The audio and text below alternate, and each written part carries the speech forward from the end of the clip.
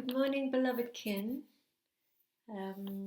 Welcome to the Noospheric Constant, and welcome to a few days of um, wonderful, wonderful offerings.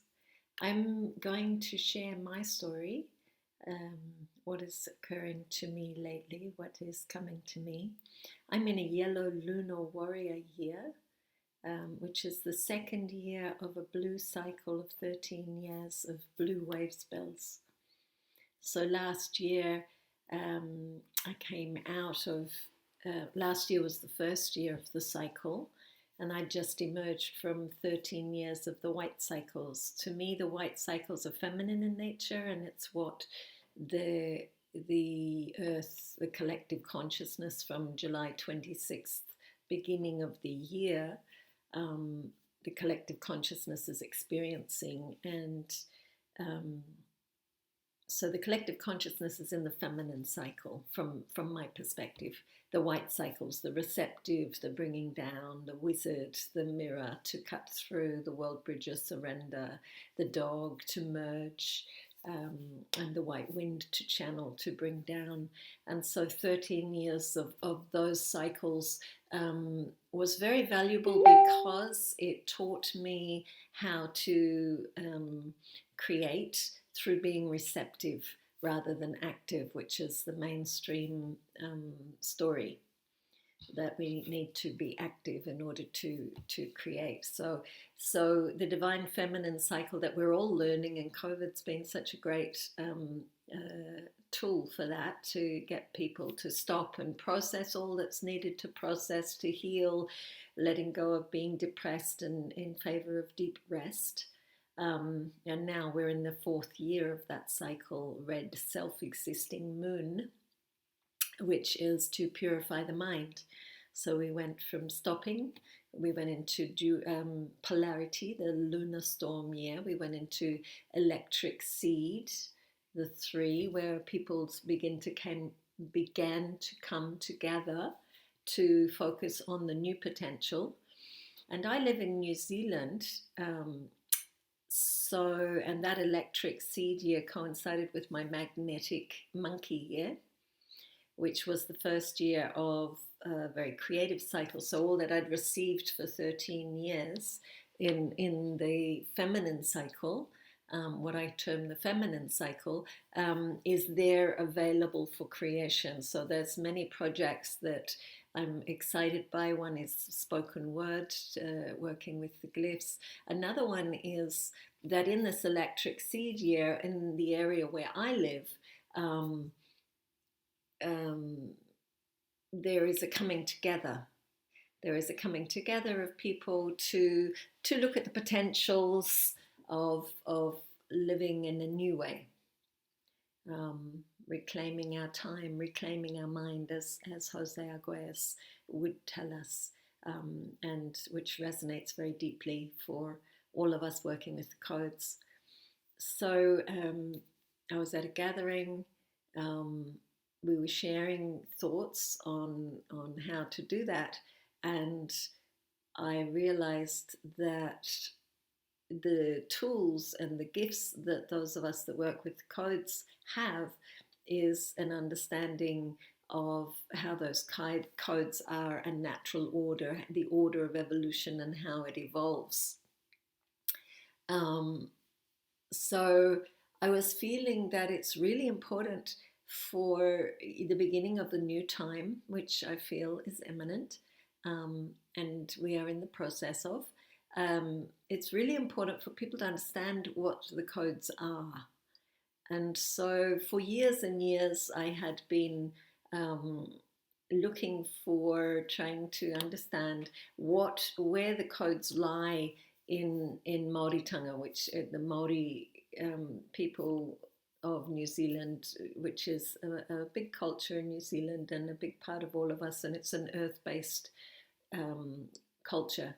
And so recently I've been reading a beautiful, beautiful book called Song of the Old Tides, It's put together by Barry Brailsford, who has been a wonderful man that many Maori and many Waitaha, many tribes here in New Zealand have trusted to share. He's very poetic, to share their stories. So in this book, Song of the Old Tides, which is very beautiful, Barry Brailsford, Song of the Old Tides, there is what I finally found was the understanding of Maori, of Maori, where the codes lie, how they view the order of harmony, the harmonic order.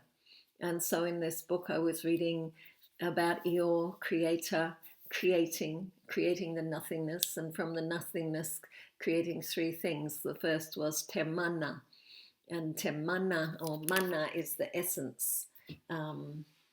And then te mauri. Mauri is M-A-U-R-I, is the energy, the wild energy, the force, the energy that moves through us and around us, and in everything in life, the Mauri. And today being magnetic storm where I am, te mauri, yeah, it's the storm, it's the chaos, it's just pure wild energy. And then the third thing that was created was Te Maui, M-A-U-I, which later on became a person, and there's many stories around Maui. But in the beginning, with Eeyore, the creator, Te Maui was the design. And so I really perked up when reading this, the design, because it's like, there it is. This is what the Zolkin is to me, and to many, I'm sure. It's the design. It's the design of the evolution of consciousness. And so I just want to read a little bit what is written about Te Maui.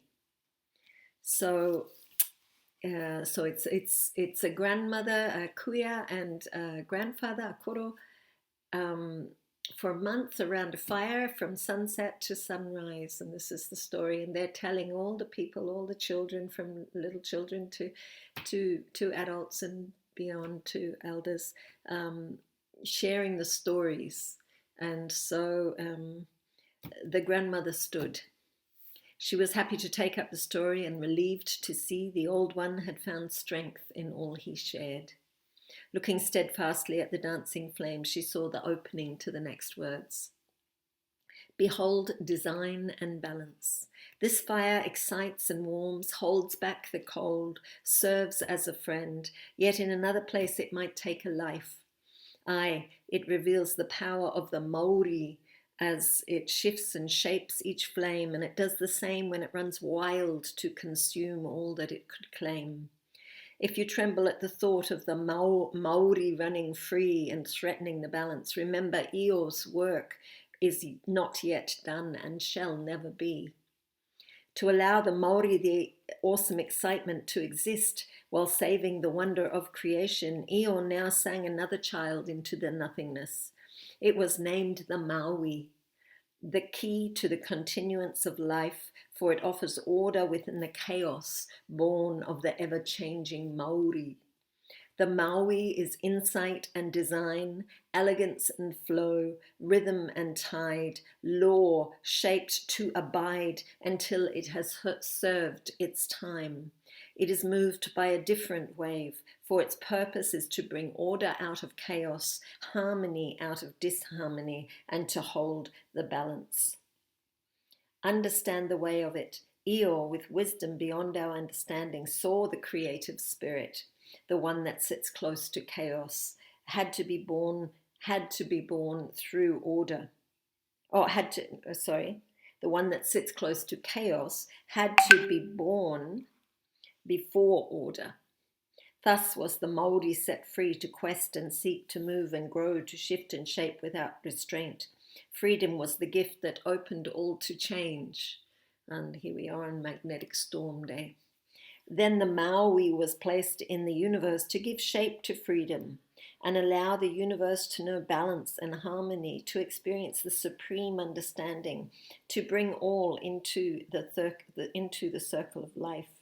Thus, in the creation of creation, natural laws emerged for the purpose of the survival of all that is, even the survival of survival itself. There is no ultimate end. Everything is of the beginning without end, for eternity walks with us every day. Grandmother held that moment in her cupped hand, offered it to the circle around the fire, as if inviting them to conjure up an ageless place, to walk beyond time into an everlasting now. Let us take a while to rest, to stretch and roam the shore, return on the conscious call, announced the old one, as she nodded to Rewi, who was keeper of the giant shell. So I just really wanted to share that, because it was such a beautiful eureka moment for me to explore through different cultures where the codes sit and how they are read. And so in the indigenous tribes of old, these codes, the Zolkin, what I feel the Zolkin explains, was in the landscape, was in the earth, was in the connection to the stars, was in the natural order and a natural alignment as people would witness and watch. And what I feel with the Zolkin and with the law of time coming at this time is that because there's been this power over colonizing structure that has emerged for 5,200 years, it is now time to reconnect to the earth and the stars and the nature and how it all speaks to us, and beyond, of course. Of course, always the beyond, for the beyond is the first. It always speaks to us of the natural orders, but now it is necessary for us to work with the codes to deprogram, to decondition ourselves from the power over paradigm. For the conditioning of the power over paradigm is insidious. It goes very deep into all the modern ways of living, and it destroys the natural law and the natural order. And so as I realize, as I've known for a very long time in my bones, that the Maya, leaving Palenque, became the Inca, came to Easter Island, went to Easter Island and travelled across the waters to New Zealand and anchored these codes here in this land. And I know that Jose Arguelles, Valon Botan and Stephanie South, Red Queen, came to New Zealand, and Jose had a map of New Zealand, an upside down map of New Zealand in his pocket for many, many years, 25 years, as the story goes. And they came here with a knowing of something of this land. And as I've been researching now, because knowing that it's important in my work in New Zealand to let people know about the codes, and in my magnetic monkey here, as I was feeling a little allowing the frustration to be felt in my body of why aren't people getting this here, and many are, but yeah, it'd be good for a lot of people to get it quickly. I got from Spirit, the message came in from Spirit as I was pondering this, make a documentary, because that's what people listen to and receive. And in this documentary, I will be, it seems, I now have a team by synchronicity. A whole lot of different people have come together, and we will be interviewing different kin and different Indigenous people, and just whoever comes our way by synchronicity, to to point out the importance of the codes and how most great civilizations throughout, I've been doing a lot of research. So Egypt, Maya lands, Incan lands, many lands, Celtic lands had the codes. This is a wonderful book I've been researching through Freddie Silver, The Missing Lands, and he'll be coming to New Zealand at the end of the year, so we'll be doing that interview as well as many others. And he talks about the Urukehu, who were these holy people that came from South America around the time of the Inca and through the Pacific Islands, through and down into New Zealand, and that there's been many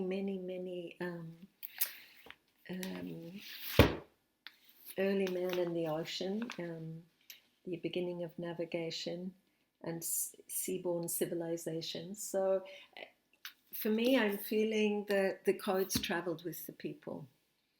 And they were anchored here in this land in New Zealand. For New Zealand is a very small country. It has a very small population. It is possible to unite the people. And so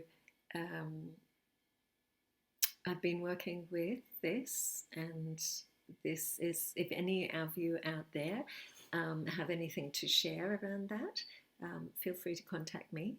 I'm sharing this because this is the journey. Yes, and it's been months so far of researching and different things, and the stories are big and long, and there is a movement to hide the ancient history, but it definitely is not what we've been told. So yeah, all of these stories will come out and documentary made. And I trust that if any of you out there would like to support this endeavour, I feel it is written in this land that the beginning of the new time is in New Zealand because of those reasons. And I would love any of you to contact me to co-create. If you get shivers up your spine, if this is part of your journey, please contact me, and we have a team building. So yeah, I think that's all I need to share for now. This is the storm wave spell, magnetic storm. It always begins in New Zealand. It's first place in the timeline and the islands around. And yeah, may we be blessed by change and transformation that upholds and allows us to allow the change. For definitely there is change coming. Red self-existing moon year, the purification of the mind by bridging worlds, by connecting with many different worlds, guided by the serpent, the limbic brain, the instinctive mind that grasps onto the pure stories, the real stories, not the overlay that is disharmonic and doesn't seek to uplift humanity. So blessed be humanity, blessed be the awakening, blessed be us all, and thank you so much to all that are creating the Noospheric constant each year. It's becoming something that we do each year, and I'm so grateful to be able to have the opportunity to share with you. So blessed be. Kin 71, Blue Rhythmic Monkey signing out. Aho.